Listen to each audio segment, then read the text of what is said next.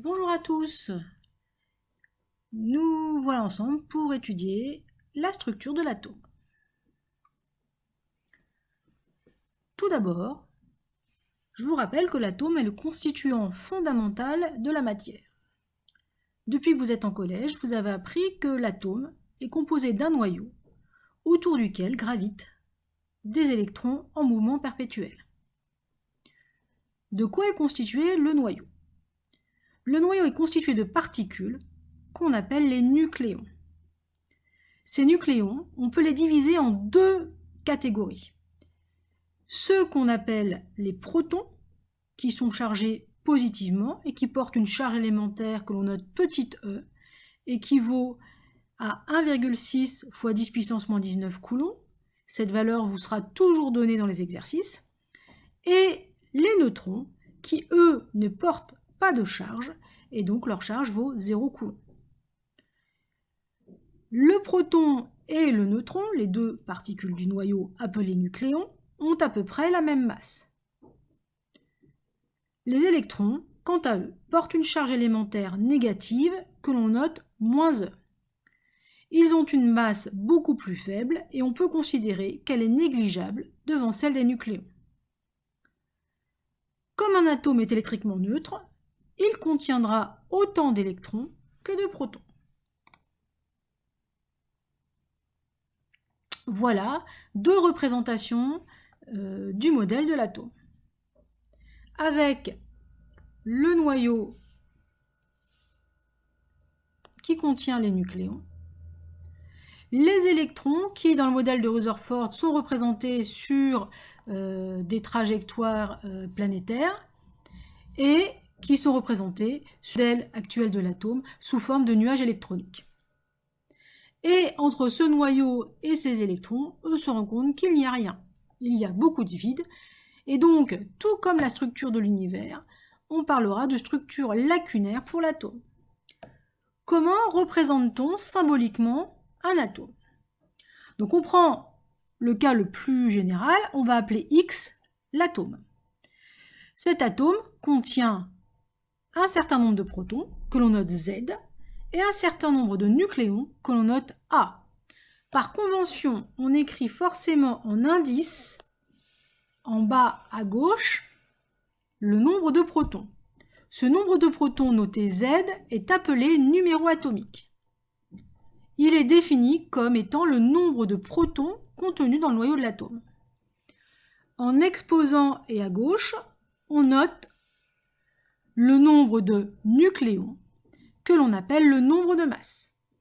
Prenons l'exemple d'un atome de carbone. Le symbole du carbone est C. On voit qu'en indice, en bas à gauche, il est indiqué le nombre 6. 6 est par définition le numéro atomique. Il représente le nombre de protons dans le noyau de l'atome de carbone. En exposant, nous voyons le nombre 12 qui correspond au nombre de masse et qui correspond par définition au nombre de nucléons. Il y a donc 12 nucléons dans ce noyau. Les nucléons sont formés des protons et des neutrons.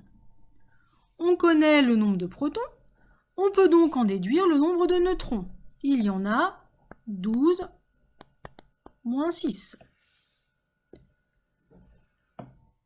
On a donc déterminé le nombre de protons et le nombre de neutrons du noyau. Or, on sait que l'atome est électriquement neutre. Donc, si le noyau contient 6 protons, il y aura également 6 électrons dans le nuage électronique. Autre exemple. Le symbole de l'élément Na, N majuscule, A minuscule. Il s'agit de l'atome de sodium. Z égale 11. Par définition, il y a 11 protons. A égale 23. Il y a donc 23 nucléons. Pour connaître le nombre de neutrons, On soustrait au nombre de nucléons le nombre de protons. 23 moins 11, il y a donc 12 neutrons. Or, l'atome est électriquement neutre, donc si le noyau contient 11 protons, le nuage électronique contiendra le même nombre d'électrons. Passons aux dimensions et aux masses de l'atome. Un atome, on a dit tout à l'heure, qu'on pouvait le définir comme étant composé d'un noyau plus d'un nuage électronique. La masse de l'atome est donc égale à la masse de son noyau plus la masse du nuage. La masse du noyau correspond au nombre de particules du noyau, chacun attribué de leur masse. Il y a un nucléon qui pèse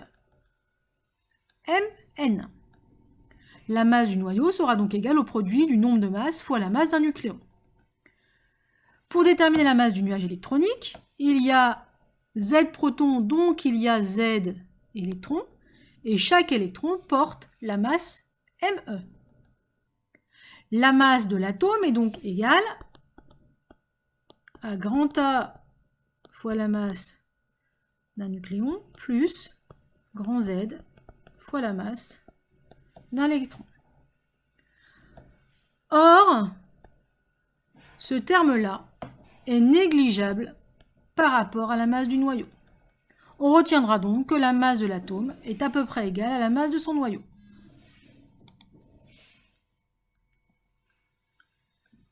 Reprenons l'exemple de l'atome de carbone, qui possédait 12 nucléons.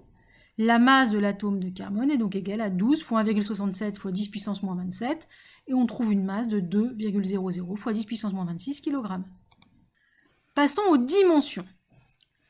L'ordre de grandeur du noyau d'un atome est de 1 femtomètre, soit 10 puissance moins 15 mètres. L'ordre de grandeur de l'atome est de 0,1 nanomètre, soit 10 puissance moins 10 mètres.